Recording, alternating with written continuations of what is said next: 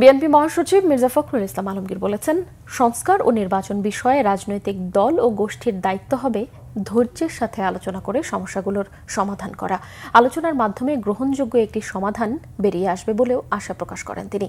বলেন, যারা বিভাজন করতে চায় তারা কেউই দেশের ভালো চায় না। আহমেদ সরওয়ারের রিপোর্ট। বাংলাদেশ জাতীয়তাবাদী দল বিএনপির ভাইস চেয়ারম্যান ও শ্রমিক দলের সাবেক সভাপতি আব্দুল্লাহ আল নোমানের স্মরণে সভা করে জাতীয়তাবাদী শ্রমিক দল। ডিপ্লোমা ইঞ্জিনিয়ার্স ইনস্টিটিউশনে আয়োজিত এই স্মরণ সভায় বিএনপি মহাসচিব মির্জা ফখরুল ইসলাম আলমগীর তার দীর্ঘদিনের রাজনৈতিক সহকর্মীর স্মৃতিচারণ করেন। বলেন, তারা একই চিন্তার মানুষ ছিলেন, সমাজ পরিবর্তনের চিন্তা ছিল তাদের। এই সময়টা আমাদের পরীক্ষার সময়।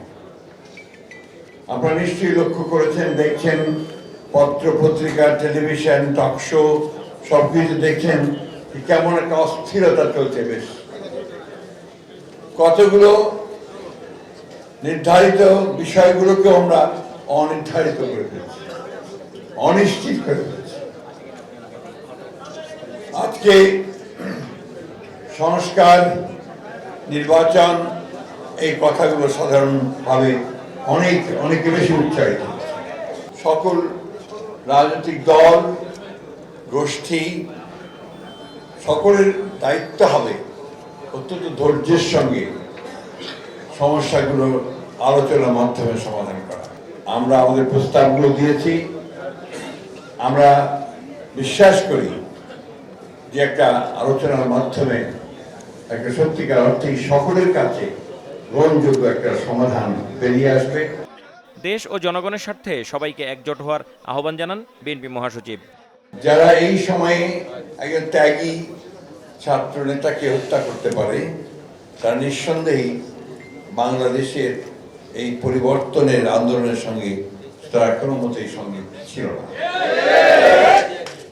যারা আজকে বাংলাদেশে একটা বিভাজন সৃষ্টি করতে চায়, তারা কখনোই বাংলাদেশের পক্ষের মানুষ নন, তারা গণতন্ত্রের পক্ষের মানুষ নন।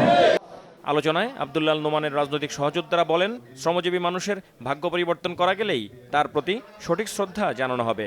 এরকম একজন আপাত মস্তক রাজনীতিবিদ, আপাত মস্তক শ্রমিক আন্দোলনের নেতা, গণমানুষের নেতা খুব কম পাওয়া যাবে, এটা মনে রাখতে হবে আমাদের।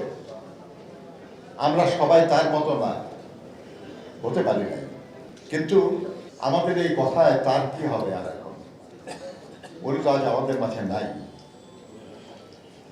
কিন্তু সত্যিই যদি আমরা বিশ্বাস করি যে তিনি এদেশের শ্রমজীবী মানুষের বন্ধু ছিলেন, তাহলে তার প্রতি শ্রদ্ধা জানানোর জন্য আমাদের উচিত হবে জাতীয়তাবাদী শ্রমিক দলকে আরো ঐক্যবদ্ধ, আরো সমৃদ্ধ করা। দুর্যোগকালে, দুঃসময়ে যারা সাহসিকতার সাথে নেতৃত্ব দিয়েছেন, তাদের যেন কোনোভাবেই আমরা অবহেলা না করি।